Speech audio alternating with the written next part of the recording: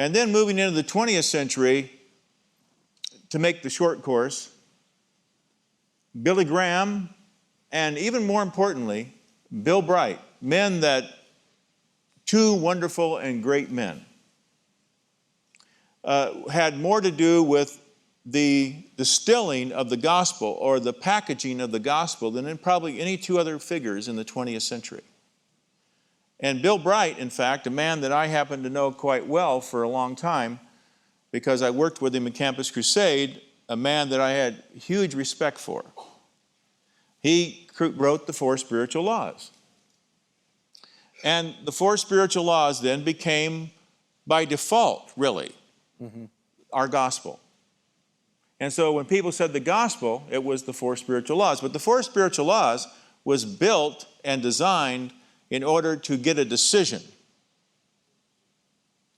And God used it greatly. However, it's become such a way that it created a gospel, that the plan of salvation became what we thought of as the gospel rather than the gospels, rather than Matthew, Mark, Luke, and John, rather than what the apostles preached in the book of Acts, rather than those kinds of things, more full-bored, more full-orbed gospel.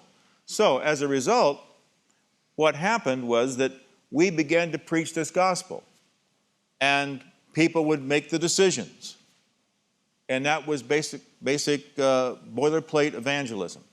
And then the result of that, though, was that discipleship became an option.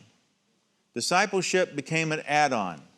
Discipleship became like a pro athlete picking up the option on his contract.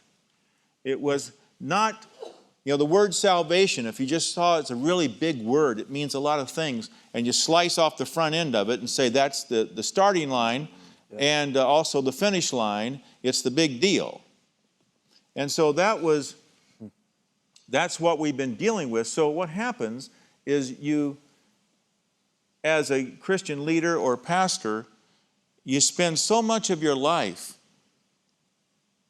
exhorting, encouraging people to take up the option to do discipleship and improve your game. Let's do better. Let's do all these things.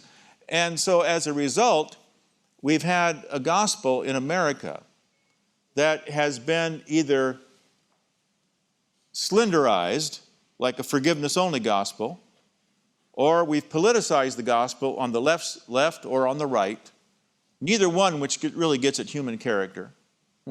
And then we've had the gospel, the consumer gospel, the one we're best suited for because we've been discipled by a culture as consumers.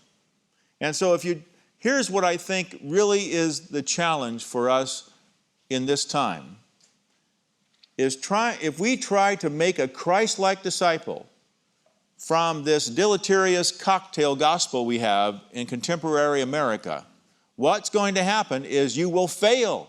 You will fail every time.